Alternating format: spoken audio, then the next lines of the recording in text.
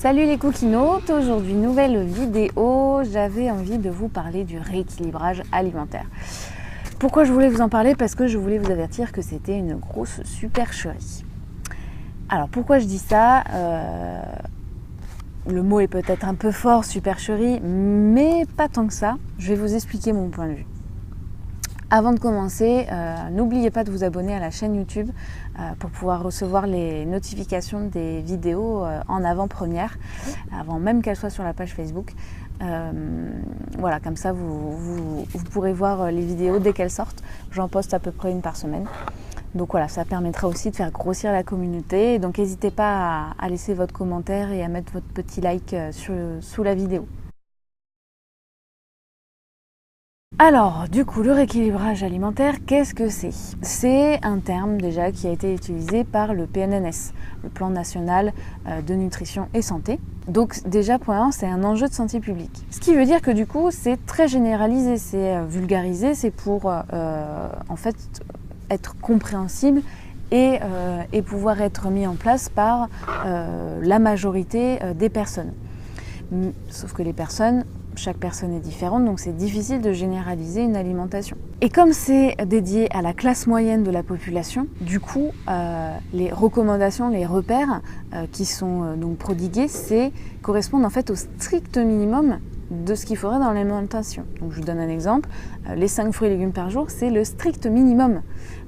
Normalement, il en faudrait beaucoup plus. Le rééquilibrage alimentaire, c'est aussi ce que j'ai appris durant ma formation de diététicienne.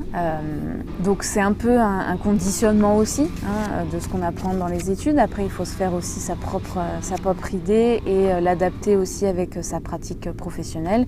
Et au fil des années, en plus la pratique diététique évolue énormément, il y a toujours de nouvelles recherches, ça change tout le temps de toute façon. Donc on est obligé en tant que diététicienne de se réactualiser sans arrêt. Et enfin, il y a différents types de rééquilibrage alimentaire selon les sources. Vous avez le régime vegan, le régime paléo, le régime crétois, etc., etc. Ils se vantent tous d'être un rééquilibrage alimentaire. Et au final, vous ne mangez pas la même chose. Donc qui a raison, qui a tort? Est-ce qu'il y a vraiment quelqu'un qui a raison et qui a tort? Ça, c'est à vous d'en juger. Alors pourquoi est-ce que je dis que le rééquilibrage alimentaire c'est une supercherie? En tout cas, pourquoi ça ne fonctionne pas? Déjà, il faut quand même savoir que 95% des personnes qui font un régime, mais aussi celles qui font un rééquilibrage alimentaire, reprennent le poids perdu, voire plus, 5 ans après. Et en fait, il faut d'abord faire un rééquilibrage dans sa tête avant de rééquilibrer son alimentation. Si vous ne changez pas vos habitudes, si vous n'êtes pas prêt à faire des efforts, vous pourrez vous restreindre ou manger équilibré, tout ce que vous voulez.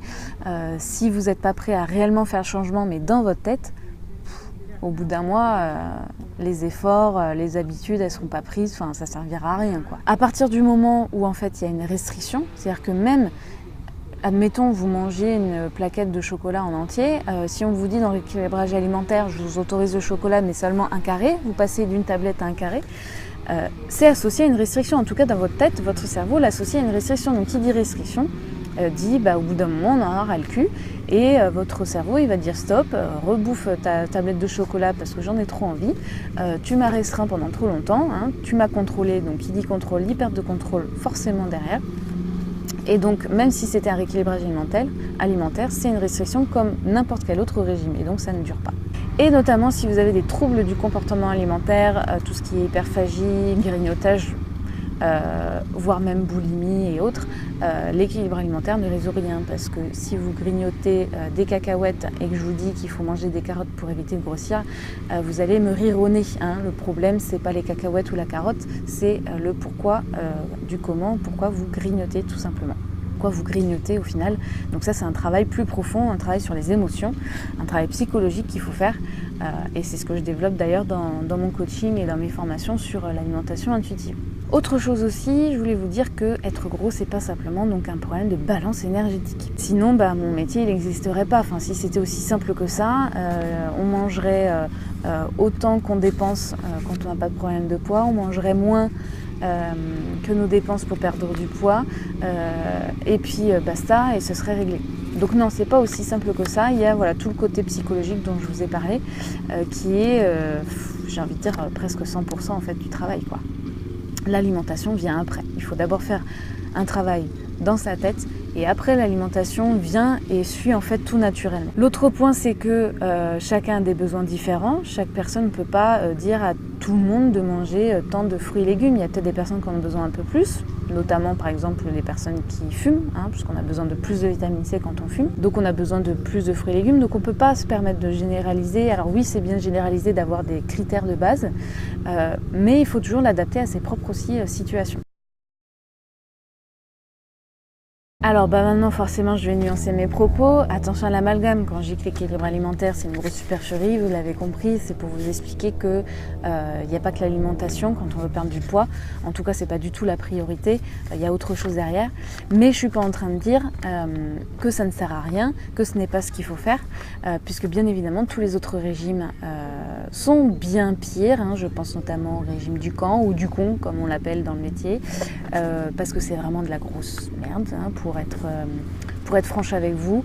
Voilà, tous ces régimes, c'est en plus d'être complètement ridicule et hyper restrictif et juste pas possible à tenir sur long terme, c'est en plus dangereux pour votre santé. Et ce sont tous ces régimes et toutes ces restrictions qui ont complètement chamboulé donc votre métabolisme. Et du coup après, nous derrière, dès qu'on essaye de rééquilibrer un petit peu tout ça, de faire un travail de reperdre du poids, et ben on galère comme pas possible. Parce que le corps il dit stop à un moment donné, il vous dit d'arrêter vos conneries. Lui il est en mode survivor, si vous faites trop de restrictions, il se dit qu'il est tout le temps en famine. Donc, enfin bref, c'est le principe du régime mieux. D'ailleurs, il y a une vidéo là-dessus, donc vous pouvez la regarder. Je vous explique en fait le mécanisme, qu'est-ce qui se passe dans votre corps en fait. Donc voilà, au moins l'équilibre alimentaire, il a le mérite de vous apporter les bons nutriments et ce dont votre corps a besoin normalement. Alors, je vous ai parlé du chiffre sur la balance. Évidemment qu'il n'y a pas le poids dans la vie. Évidemment que manger au McDo tous les jours, sans parler forcément du poids, ça ne vous mettra pas en bonne santé, ça vous apportera trop de mauvaises choses, notamment des acides gras trans, dont j'ai parlé dans une autre vidéo encore, sur le gras. Donc voilà, il n'y a pas que le poids aussi, il y a aussi le fait de manger correctement pour vous apporter les bonnes choses. Alors oui, j'ai dit que l'équilibre alimentaire c'était une grosse supercherie, mais au final, on devrait quand même tendre vers cette alimentation, même si on fait tout un travail derrière. Le but final, c'est de tendre là-dessus.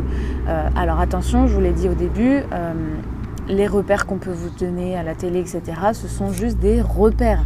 Il ne faut pas les suivre à la lettre, il faut aussi les adapter à votre situation, à votre personne, puisque chaque personne est différente. Il faut en fait rester naturel et pas se poser la question. À partir du moment où vous posez la question toute la journée, est-ce que j'ai mangé mes 5 fruits et légumes, est-ce que j'ai mangé mon produit laitier, est-ce que j'ai mangé... Enfin là c'est plus possible, quoi. C'est pas une vie, on s'en sort pas. Donc il faut que ça reste naturel.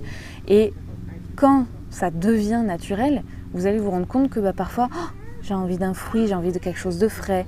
Tiens, je mangerais bien un morceau de fromage. C'est votre corps qui vous lance un appel. Tiens, si tu as besoin on a besoin de vitamine C, je te donne l'envie de manger un fruit. C'est pas pour rien. Il faut savoir écouter son corps aussi et pas le réprimer. Si vous avez faim, c'est naturel. La sensation de faim, c'est naturel. C'est le système, c'est votre corps qui vous met en alerte. Attention, j'ai plus d'énergie, il va falloir que je mange. C'est tout simplement bénéfique, heureusement qu'on a les sensations de faim. Et surtout, si un jour vous mangez pas bien, c'est pas grave. Le corps, lui, s'adapte. C'est tous les jours, si vous mangez pas bien tous les jours, tout mis bout à bout, qui fait que ça devient n'importe quoi, et que là, le corps, il n'arrive plus à suivre, il est complètement déréglé. Mais si vous mangez une fois pas très très bien, ou qu'il vous a manqué votre portion de fruits et légumes, franchement, c'est pas la mort du tout. De toute façon, votre corps, il gagne toujours à la fin. C'est toujours lui qui a le dernier mot, puisque c'est lui qui s'adapte. Vous contrôlez rien. C'est lui qui vous contrôle. Voilà, bon, je pense que vous aurez compris où je voulais en venir. Le plus gros du travail, c'est le travail psychologique sur savoir pourquoi je veux perdre du poids, pour quelles raisons je craque, quelles sont les émotions qui sont cachées derrière. Enfin, il y a tout plein de choses à voir avant. Seulement après, on va parler de nutrition.